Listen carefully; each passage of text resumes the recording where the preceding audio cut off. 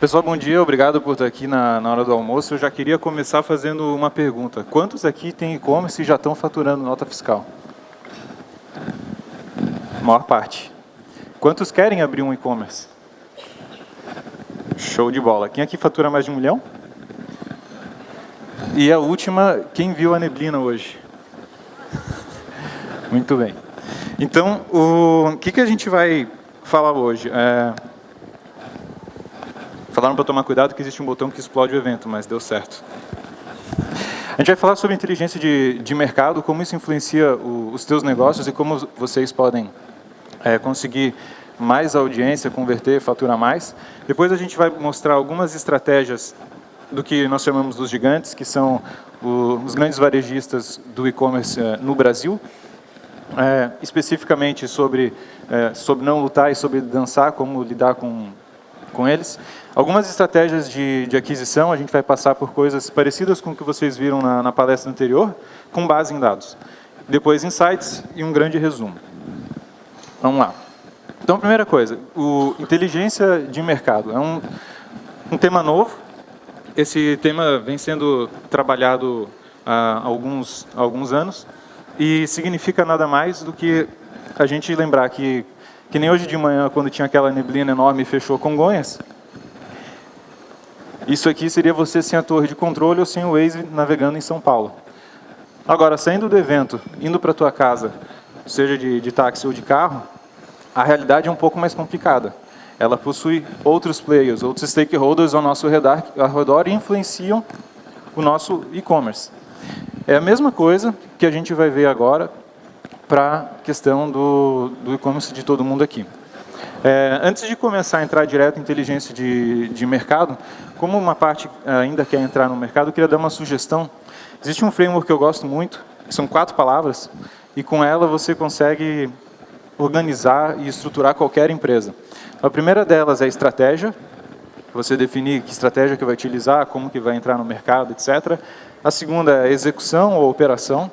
Então, como que eu vou operar essa minha estratégia? A terceira é equipe, a equipe que acaba fazendo as coisas acontecerem, quem seriam os meus parceiros, e, muito importante, capital, né? Que dinheiro que eu vou precisar para que esse sonho de execução não pare no meio do caminho. Bom, inteligência de mercado, na concepção que a gente está trazendo aqui, ela passa por 5 verticais, vamos dizer assim. Então, uma delas é a questão de Web Intelligence, que seria a gente entender como que as pessoas navegam utilizando desktop, utilizando celular, smartphone, iPad, etc. A outra, como que a gente se comporta com aplicativos. Depois, por indústria das diversas categorias, desde home and garden, né, casa, jardim, mercadorias em geral, eletrônicos, buscas e a questão de mídias pagas, né, banner, display, search, etc. Eu vou cobrir isso com a gente olhando a parte de estratégia. Então, essa palestra não vai ser uma palestra tática, vai ser uma palestra um pouquinho mais sobre a gente conversando de estratégia. Bom, a gente atende mais de 3 mil clientes ao redor do mundo, a gente trabalha com muitas das grandes empresas que estão aqui no evento, e uma coisa que me perguntaram no evento foi como que essas empresas trabalham com inteligência de mercado. Então, a gente montou para vocês uma ideia de como que uma empresa já estruturada, que olha para o mercado, ela faz no dia a dia. Então, existe uma questão de café da manhã, pode ser em pé ou não, enfim, para você monitorar os picos de crescimentos e quedas. Por exemplo, se teve uma campanha de Black Friday na sexta-feira, segunda-feira analisar os resultados do mercado, analisar os resultados de produtos mais buscados e fazer aquela mudança no teu mix de oferta para durante a semana tu conseguir alavancar mais vendas. Também existe uma reunião semanal onde esses nossos clientes fazem um benchmark sobre a concorrência. Isso é uma reunião onde em alguns a gente ajuda bastante e a gente entra bastante em detalhes. Uma outra que seria uma reunião mensal que identifica as oportunidades de crescimento e de como otimizar a estratégia. É isso que mais ou menos eu vou simular hoje aqui na nossa palestra. E por último, uma revisão de quarto, uma reunião de trimestre, que geralmente são com um CEO, CMO, etc., para avaliar as tendências da indústria e analisar as conversões. Eu vou trazer algumas tendências que vocês vão poder utilizar logo em seguida. Bom, como que a gente vai fazer a conversa, então? Primeiro, a gente vai dar uma olhada num benchmark de qual o tamanho do mercado e como que os os grandes varejistas estão em termos de aquisição de audiência. Depois a gente vai olhar um pouco mais sobre o marketing mix, que seria as formas de vocês conseguirem clientes para o seu e-commerce. E daí entrando na parte paga, na parte orgânica, para ganhar novos clientes e para retenção de clientes. Não lute e dance com os gigantes. Por que isso? A gente ainda não está falando muito aqui no Brasil, a gente não escuta muito, mas nos Estados Unidos existe uma frase chamada Retail Apocalipse, né, o apocalipse do varejo, que se referencia aos grandes shoppings que já estão fechando. Se vocês buscarem, vocês vão ver várias fotos assim, meio de zumbi, parece, tudo fechado, por conta da migração rápida para a parte do online. Só que esse varejo, esse apocalipse do varejo também ocorre dentro do próprio e-commerce. Uma vez que você tem players do tamanho dos players que a gente está vendo, que já estão no Brasil e que estão chegando no Brasil, fica bem difícil de competir, né? Por exemplo, esse aqui é o tamanho do e-commerce no Brasil hoje. Esses são dados fechados de julho, com todas as visitas com origem no nosso país, onde 1,1 bilhão, 249 milhões de pessoas visitaram sites de e-commerce no Brasil. E teve um aumento interessante de 8,7% em relação a junho, que talvez tenha sido por conta das férias. Das pessoas que estão visitando os e-commerce, em torno de 56% está vindo de mobile, telefone, smartphone, né, e iPad. Nos líderes a gente nota isso, um número mais próximo de 70% já. Então, desse tamanho de mercado, quem são os top 5? Hoje a gente tem um Mercado Livre com mais de 300 milhões, ou seja, a gente está falando de um player dentro de mais de 10 mil, com 30 e poucos por cento do mercado. E lembrando que Mercado Livre é Mercado Libre, né? Eles são argentinos. Depois, OLX, Americanas, Casas Bahia, Magazine Luiza. E se a lista continuasse, a gente ia ter nos top 10 outros nomes como Ponto Frio e já a Amazon.com e a .com.br. Ou seja, a gente pega os 10 maiores players e os outros 9.990, a gente tem aqueles 20% para compartilhar da audiência, porque o pessoal está vindo para cá. Qual que é a mudança de comportamento quando você tem esse tipo de dados no mercado? Pouco tempo atrás, 2, 3 anos talvez, o primário do nosso consumo era, a gente vai no computador, google.com, google.com.br, faz a busca do produto, e então você vai ser remetido para o site algum de propaganda ou orgânico. O que já acontece na Europa e nos Estados Unidos? O Google não é mais o primeiro lugar para você buscar um produto. É a Amazon ou é algum outro marketplace. Ou seja, o teu competidor passa a ser aquela que a gente chama de on-site search, que é essa busca dentro de um marketplace, dentro da Amazon, dentro da Americanas ou do Mercado Livre. Antes de ir ao Google, a gente está indo na empresa, ou seja, grandes marcas que nos respondem rápido. O exemplo da tela foi um estudo que a gente fez para a Bose, que vende fones de ouvido. A pergunta era muito simples. Eu devo vender no meu e-commerce ou eu devo vender na Amazon? Esse estudo foi focado para os Estados Unidos. E a gente viu que o comportamento do usuário era entrar no site da Bose, consumir a informação, aí ele saía, ia lá na Amazon e comprava. E a taxa de conversão mais do que o triplo na Amazon. E isso levou a uma mudança de estratégia deles a nível global, porque eles tinham que ter parceria com a Amazon. Então, esse é um primeiro insight para vocês, se vale a pena ou não entrar com esses marketplaces. Faça uma pesquisa do teu tipo de produto, veja se eles estão vendendo, e de repente vale a pena usar como canal de aquisição, porque de qualquer forma o cliente já está indo para lá, a jornada do usuário está migrando para esse tipo de comportamento. Então, não lute, dance. Bom, entrando mais em específico estratégias de aquisição. O que a gente fez? A gente pediu para a organização do evento nos mandar uma lista das empresas que estariam participando e daí a gente fez uma análise de probabilidade de quem que estaria aqui e depois cruzou com algumas verticais. Então, eu trouxe dados de 4 verticais que devem abordar a maior parte das pessoas que aqui estão. E depois eu vou pegar insights para cada uma. Começando, então, dando um passo atrás, na questão de como que a gente adquire audiência, né? São 6 formas que a gente entende e isso é meio padrão de mercado, a Corbis também acabou de falar disso, o Google também fala disso, de como alguém pode chegar num site. Eu vou passar rapidamente por cada uma, depois se quiserem mais detalhes, a gente dá os slides. Então, direto, alguém pode entrar no www, o seu nome direto, ou na bookmark, e aí está acessando o teu site. Referrals são links de troca. Então, eu li um artigo na UOL, por exemplo, cliquei e a pessoa caiu no meu site. Display Ads são os banners, né, que podem ser gerenciados por alguma ad network, como o Google Display Network ou Taboola, Outbrain, enfim.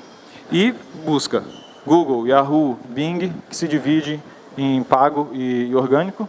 Todas as redes sociais, YouTube, Twitter, Instagram, etc. E e-mail marketing.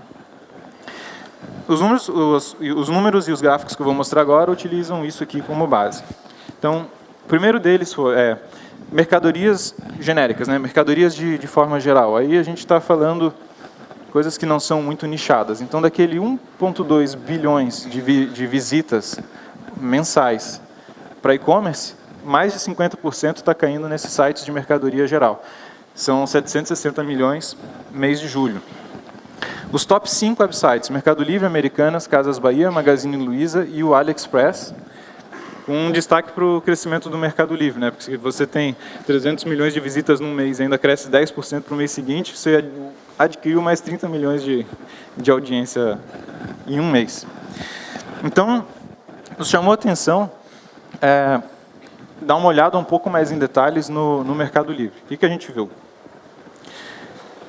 A estratégia de aquisição daqueles grandes players, antes de entrar em detalhes no Mercado Livre, desculpa, é a seguinte. Em torno de 42% é aquele acesso direto. Vai no e-mail ou vai no bookmark. Em torno de 5% está trabalhando via e-mail marketing, que a gente captura na jornada do usuário. De referência, em torno de 6%, social 5%, orgânico ali 32% e pago 6,9%. O que chama atenção aqui? Tem duas colunas muito fortes. Uma, o direto, que indica que a marca é forte e que as pessoas estão visitando diretamente, como a gente falou, do on-site search, aquele site, ou seja, sem um intermediário, e o orgânico. No caso da Mercado Livre, eles trabalham por subdomínios. Então, quando você entra no mercadolivre.com e busca por um Chromecast, por exemplo, você vai cair num subdomínio que é eletrônicos.mercadolivre.com. A gente isolou esse eletrônicos.mercadolivre para entender o comportamento quando eu busco um produto como o Chromecast. O que a gente viu? Os 43% estão vindo de mercadolivre.com e 52% está vindo direto de Google, Yahoo, Bing, de forma orgânica. Ou seja, se a gente desconsiderar que a maior parte dos referrals são do próprio Mercado Livre, a gente vai ter quase 100% da audiência vindo de orgânico. Então, o que o Mercado Livre faz? Eles trabalham agressivamente em te fornecer o produto sem você precisar da marca. O termo que está ali em cima, chamado Search Non-Branded, significa as buscas realizadas em Yahoo, em Bing, etc., nesses buscadores, e que não foram, a marca não foi buscada. Então, não foi Mercado Livre, Chromecast, ou Mercado Livre, torneira, nada disso. A pessoa buscou o produto. 94% da audiência que chegou em eletrônicos.mercadolivre.com.br veio da busca por algum nome específico, por algum produto. O que isso quer dizer?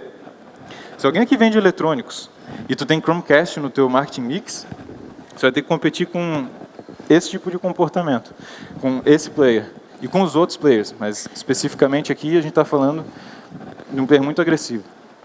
Chromecast teve 850 mil visitas, buscas, né, no mês passado. E dentre todas as palavras que caíram em eletrônicos.mercadolivre, foi o mais visitado. Aqui é um exemplo, daí fiz uma busca para ver, tirando os que são de anúncio, eles aparecem em primeiro lugar. Interessante que se eu fosse rolar a página, eu ia ver o Chromecast mais de uma vez, e se fosse no Google Shopping, tu ia ver, às vezes, o Mercado Livre em 4, 5 vezes em páginas diferentes. Então, olha bem para a tela e pensa assim, do que vocês estão vendendo, joga no Google, por exemplo, e analisa. Quem são os players que estão aparecendo na tela? Quantas pessoas tu tem na tua área de performance? Essas empresas aqui têm 20, 30, 40 pessoas na área de performance. Tu vai conseguir competir com isso? Pouco provável, ainda mais indo com os players grandes. Então, a gente buscou dentro das palavras-chave que caem no Eletrônicos Mercado Livre e alguns outros desses players e começou a encontrar algumas coisas interessantes. Então, alguém aqui já ouviu falar de Arduino? Ah, não um pouco, achei que ia ter menos. O Arduino, então, uma placa-mãe, né, para você fazer conexões e criar hardware. Mais ou menos teve 81 mil buscas por Arduino no Brasil no mês passado. É um número ok. E quando a gente isola a palavra Arduino, o que a gente vê? O Mercado Livre foi para 5º lugar. Primeiro o Arduino que é o site do Arduino mesmo, depois o Wikipedia, e tem 2 outros sites ali que vendem Arduino, aliás, à frente do Mercado Livre. Então, esse primeiro insight é o seguinte: Arduino é ultra nichado. Quando eu perguntei quantos e-commerces tinham, 70% levantou a mão. Quando a gente perguntou de Arduino, uns 10% conhecem o que é o Arduino. Porém, nesse nicho, o Mercado Livre e os outros players nem aparecem. O Mercado Livre está em 5º, os outros mal aparecem ali, não fazem parte do mix. E onde está escrito position, é a posição no Google. Então, o Arduino está aparecendo lá embaixo, o Mercado Livre em 7º lugar. Vamos para uma outra categoria. Home and Garden. São coisas relacionadas à nossa casa. Então, papel de parede, drywall, torneira, chuveiro, aquilo que a gente compra na Leroy Merlin, loja de mecânico, Tokstok, etc. Home and Garden tem 22 milhões de visitas. Lembra, e-commerce 1.2 bi, a gente caiu para 20 milhões. E é liderado aí pela Leroy Merlin, que ganhou o prêmio ontem, né? O que a Leroy Merlin faz, e faz muito bem? Eles trabalham bastante com conteúdo, o que alavanca eles na parte do orgânico. Agora, a Leroy tem uma particularidade, que eles levam algumas pessoas para comprar na loja, mas isso não é tema da nossa análise. Então, você vê que o número de acesso direto já não é tão forte quanto era no Mercado Livre, o que pode melhorar para o teu posicionamento, mas o de orgânico é muito alto. E é mais ou menos assim que eles se comportam. Então, se eu busco por torneira elétrica, eu vou cair primeiro no Google e depois no site da Leroy, onde tem um mix interessante de torneiras elétricas, vai ter conteúdos, são vários conteúdos, eles trocam link para cima e para baixo, tem alguns blogs de conteúdos mais comentados, etc. Entrem lá, vale a pena dar uma olhada. O que a gente fez? Puxa, mas se eu sou um e-commerce pequeno de Home and Garden, e daí vou competir com a Leroy como? Então, a gente foi dar uma avaliada no que as pessoas buscam para casa e encontrou mais de 13.800 termos. Desses 13.800, eu filtrei aqui para a gente conversar 5 termos. Então, sobre buscas de torneira elétrica, a gente teve, ali onde está escrito volume, 55 mil pessoas buscando por torneira elétrica esse mês, um aumento de 20% em relação ao mês passado. Chuveiro, 170% de aumento, 111 mil de buscas. Agora, olha papel de parede. 28% de aumento junho para julho, 1,5 milhão de buscas. 1,5 milhão de buscas de papel de parede em julho no Brasil. Quem está atendendo papel de parede? Não é a Leroy. Então, você tem 4 players que são players de nicho, são players pequeno ou médio, que cola papel e parede, papel na parede e bem colar. Esse gráfico aqui, eu chamo de gráfico do OR, né? Ele mostra para você o market share por palavra-chave. Então, a gente isolou somente a palavra-chave papel de parede e para onde as pessoas foram atendidas quando buscam por papel de parede. Aquele mais escuro ali em cima é a Leroy Merlin, que dá em torno de 10% da audiência toda, 150 mil. E depois vem esses outros que eu estava citando. Destaque para o amarelo, o papel na parede. O que esses sites fazem? Um deles diz que tem mais de 10 mil produtos em estoque, mais de 10 mil tipos de papel de parede. E dá-lhe conteúdo. Ficou específico, ficou nichado, o orgânico sobe. A maior parte deles não investe muito em mídia paga. O que está crescendo investe em mídia paga e bastante em banner. Mas, de novo, nicho. E aqui, o nicho fez com que ganhasse da Leroy. Vamos para uma outra, roupas. De novo, daqueles 1,2 bilhões de visitas mês no Brasil, agora, no setor de roupas, a gente está falando em torno de 97 milhões de buscas mês, com um aumento de 5% do mês de junho para julho. Os líderes aí, Dafit, Zattini, Renner, Enjoei e Marisa. Destaque e parabéns para a Marisa, né? 30% de aumento de um mês para o outro, contra uma média que estava ali no sobe e desce. E chama a atenção a Dafit, com 17 milhões versus a Zattini 8 e os outros em torno de 5 a 7. O que a Dafit faz? Uma estratégia super diversificada, para não dizer um pouco complexa. Então, eles não têm tanto direto quanto a gente viu no mercado de eletrônicos, mas eles trabalham em todos os fronts, né? Bastante em e-mail marketing, 10%, é um número acima da média que a gente costuma ver. Referrals, social, orgânico, pago e display. O que pode acontecer aqui? Quando você confia muito em pago e display, que dá 25% mais ou menos da audiência deles, a tua gasolina uma hora pode acabar, né? Porque você está comprando e está gastando bastante. E e-mail marketing geralmente atinge uma base já existente, então você acaba não oxigenando. Esse gráfico está nos dizendo o seguinte: a Dafit está indo muito bem, tem uma estratégia bem diversificada, está trabalhando a própria base em questão de e-mail marketing e está oxigenando a base comprando mídia paga. Então a pergunta que a gente fez foi: como será que está na questão de orgânico, pegando os produtos deles e vendo o que eles têm a ofertar, né? Bom, existe no segmento de roupas um termo que a gente vê mês a mês ele aumentando, que se chama roupas plus size, aquelas roupas um pouquinho maiores, né? E o que acontece quando alguém busca por roupas plus size? O único player que seria dos top 10 que aparece na lista é a Marisa. E a Marisa é aquele azul clarinho, que é o segundo de baixo para cima, e ela vem diminuindo mês a mês. O que importa aqui? O branco. Toda a área branca que vocês estão visualizando significam os sites pequenos.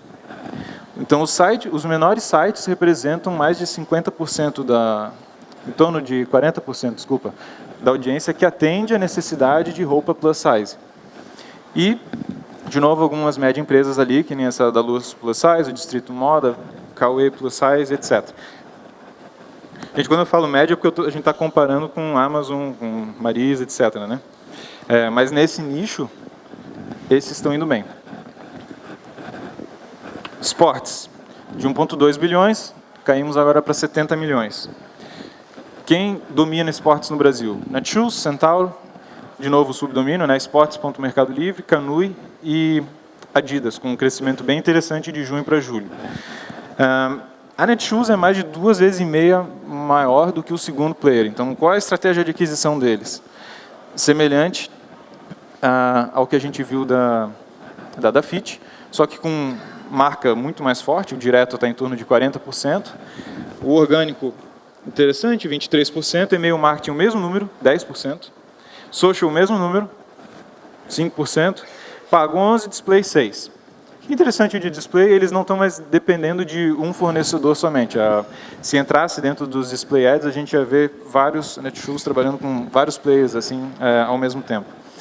Bom, a gente acabou de ter a Copa, né? Então, uma pergunta que a gente fez no escritório foi: como é que foi na questão de camisas? A Netshoes deve ter vendido horrores, né? Então, a gente buscou por camisas de futebol e alguns termos específicos, tipo camisa da Croácia, camisa do Brasil, do Juventus, Brasil 1930, etc. E o que aconteceu foi que uma boa parte da audiência, se não a maior, acabou migrando para um outro site. Então, esse comparativo é um comparativo direto entre a Netshoes e esse site chamado Food Fanatics. E ali onde tem Group Traffic Share Split, que são as cores azul claro e azul escuro, significa o seguinte. Eu perdi a referência aqui. Bom, o azul escuro, por exemplo, é quantos por cento da camisa do Brasil, no caso ali 37%, foi para o site da Netshoes, e o clarinho quantos por cento foi para o outro site.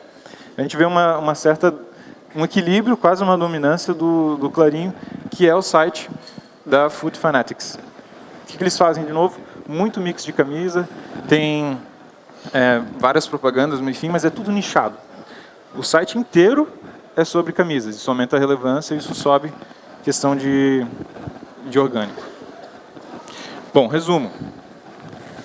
O que eu tentei trazer aqui para vocês, primeiro, sobre inteligência de mercado. é vocês não acordarem que nem foi hoje de manhã com aquela neblina e daí fecha. O inteligência de mercado tem que ser a tua torre.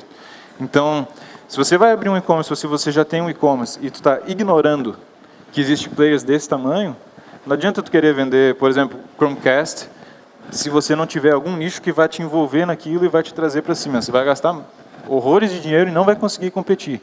Lembrando que essas empresas são altamente profissionais, com equipes ultra qualificadas.